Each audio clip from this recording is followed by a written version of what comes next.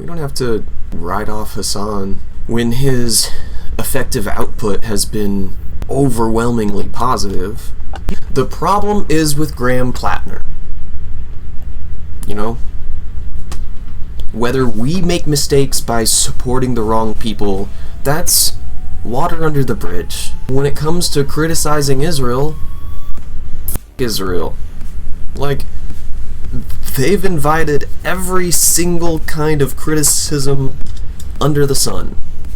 And if that resembles anti-Semitism, well, I'm sorry, but you have made this bed. You have created this environment where anti-Semites are kicking their feet in the air, watching this on their iPads. But hey, Hassan, as the leftist on the internet, is light years better than Destiny being the liberal. Yeah.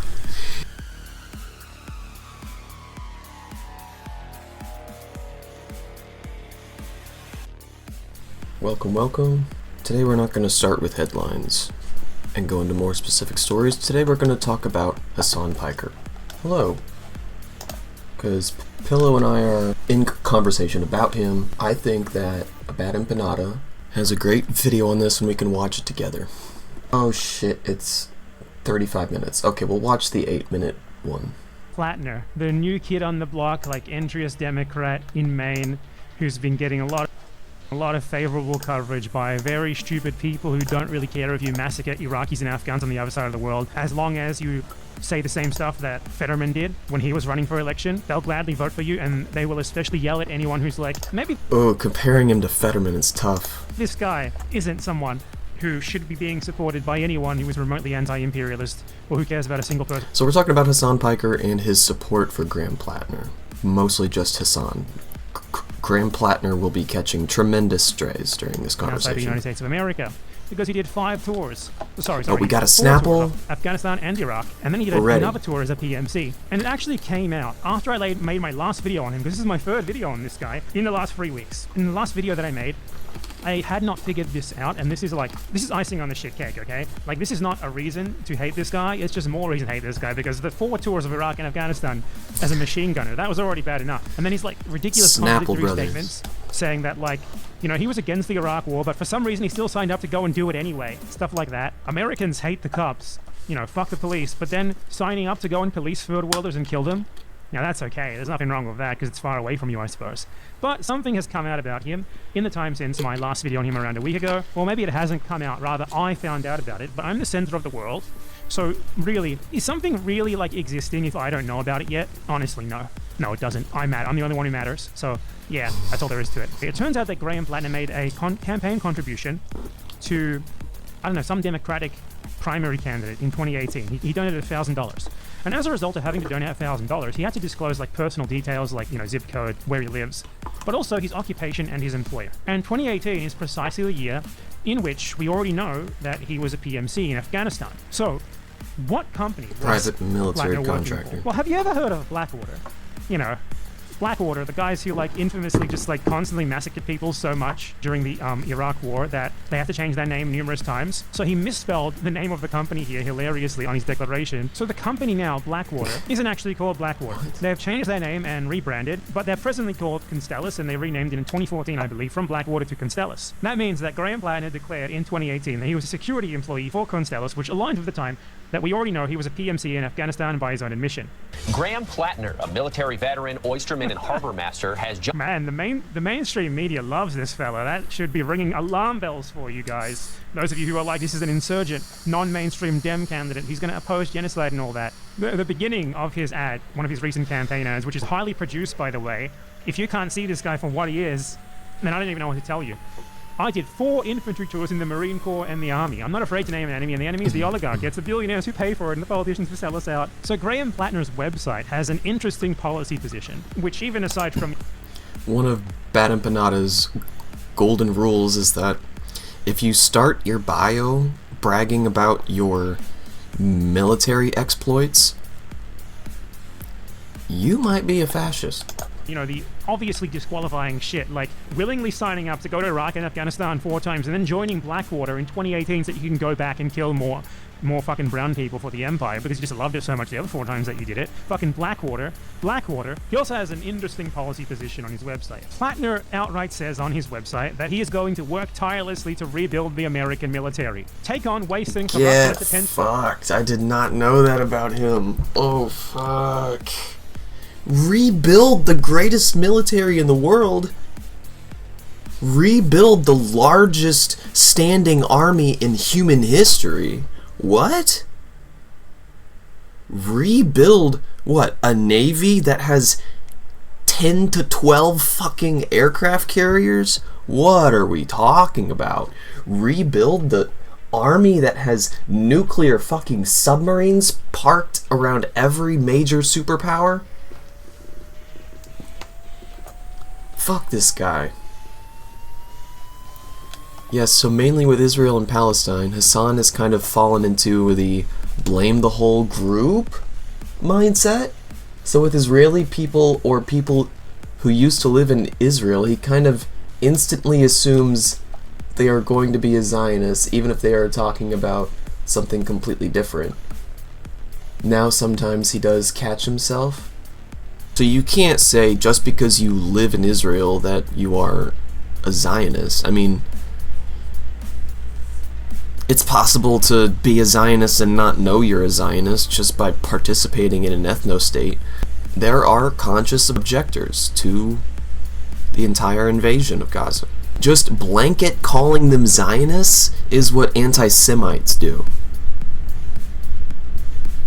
So if you're a content creator, that's just bad business. That doesn't mean you're wrong. But you can't go around on social media where the one thing someone might see of you in passing is you calling all Israelis Zionists, which is what anti-Semites do. Not a good look. But yeah, like, David Pakman used to say that he would delete anyone using the term Zionist from his chat. And while he probably did purge a lot of anti-Semites, he probably deleted a lot of reasonable criticism as well. I forget what it was exactly, but a while ago he was watching an interview and the interviewer was asking the first few background questions like where are you from, etc., and the guy said, well, I lived in Connecticut since I was a kid, but I'm from Israel. And you could see Hassan visibly do a grossed out face and wince. I mean, that is cringe. Like, we still don't know where you're from, dude. That ties into like the weird quasi-indigenous relationship that Israelis have with historic Palestine. The Hassan stuff is all on the line, which is why I'm like, not like he is a horrible person, if you get what I mean. I mean, if you're grossed out by Israel in general, like, we have to know what you mean by that. Like, it's totally understandable. Israel has invited every criticism, including the ones that look like anti-Semitism. Hassan stuff is all on the line, which is, like, on the show, the line? Oh, I mean, like, the stuff that somebody pointed out about him is, like, bad, but not, like, him horribly disgusting, if you get what I mean. Yeah. We don't have to write off Hassan when his effective output has been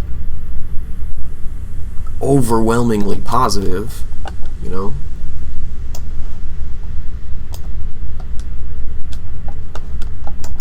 Gone. Rebuild American ship. The problem is with Graham Platner. You know? Whether we make mistakes by supporting the wrong people, that's water under the bridge, you know? Like, and when it comes to criticizing Israel, fuck Israel.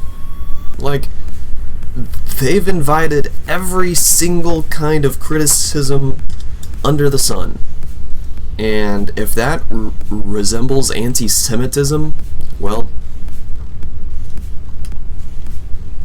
I'm sorry,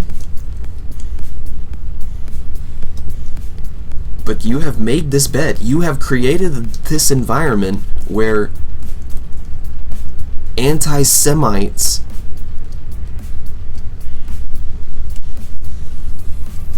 are kicking their feet in the air, watching this on their iPads. His complaints: there is massive waste in procurement. There is a revolving door between the Pentagon and massive defense contractors. There's widespread consolidation encouraged by deliberate government policy to the point where competition has virtually disappeared in many vital areas. You had another thing? Other thing the person pointed out that made me go, oh shit, he definitely does do that, is with women around him. Whenever one of his friends is like, no guys, Hassan is amazing, etc., they get backlash about his politics and things he said in the past. And Hassan will come out and say, no guys, it's okay, this person isn't a political person.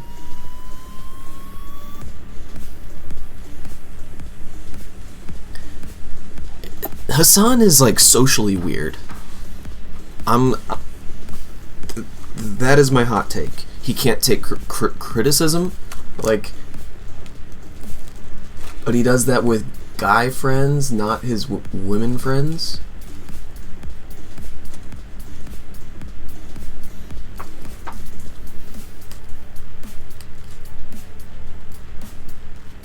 So he'll say like, oh, like my bro is not a political person. He's like not into that. But when it's a woman, what, like Maya, and he won't come to their defense? Wow. Why is that? But I think that's the wrong way to go about it in general with his male friends. You don't say this isn't a political person. That's basically saying, hey, this person's unserious. He's a little baby. He doesn't understand the politics. Be like, hey, that's my friend. And I'm friends with people who aren't as informed as I am, but you know what? I mean, is that still saying the same thing? You don't lead with, they don't understand. You lead with, this person is my friend. That's why I'm giving them the benefit of the doubt. I know that they're a good person. So when they say something mildly fucked up, it's not a big deal. This isn't my first impression of them.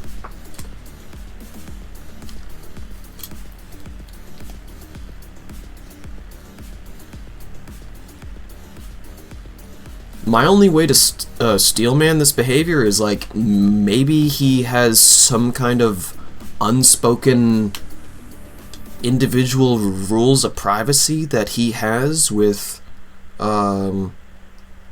individuals who happen to be women in his friend group. But I mean, he just does so much talking. It would be hard to see that be overlooked, I would assume. He also explained something political to guy friends, but not to his women friends unless they reach out and specifically asks. Okay. Sorry, my brother came in to talk to me. That's cool. Will he explain political things to his women friends, like, on stream? Because he's literally had Maya sitting next to him. And I think I watched her most recent appearance on the show, and I can't remember if they did anything political. I think it was all just like pop culture stuff. But here's the thing, none of these criticisms will ever make a dent because they tend to get swept under the rug with the waves of bullshit criticism that needs to get swept under the rug every single day. Like, how can we have a conversation seriously about the minutiae of political discourse between his male friends versus his female friends when we've got people freaking out about his dog collar, dude? The shot collar. Like, there's no room for reasonable criticism.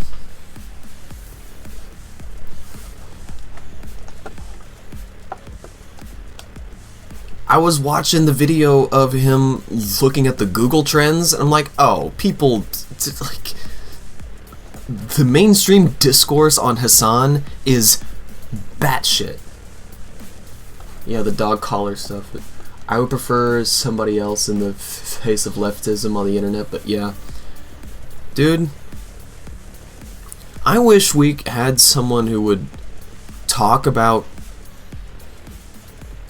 like, socialist values for 8 hours a day without also having his mouth full of food, but that's just my personal preference. That's my deal breaker, but to each his own. Oh man. But that's the thing, when you're not viewed as a threat, you get propped up as controlled opposition or cute opposition. I think controlled opposition is the way of the old world, kind of, and the new world is kind of like cute opposition, where you pat the opposition on the head for being cute, and then they just keep doing what they're doing because, I don't know, you've got some articles written about you now, you know? This is the legacy of several decades of disastrous mismanagement and profiteering at the highest level. Alright, Bad and Banana doesn't like it when people watch his videos or react to them, especially not with me, like, in front of his face. But hey, Hassan, as the leftist on the internet, is light years better than Destiny being the liberal. Yeah. That is a far more accurate title. Dude, Destiny,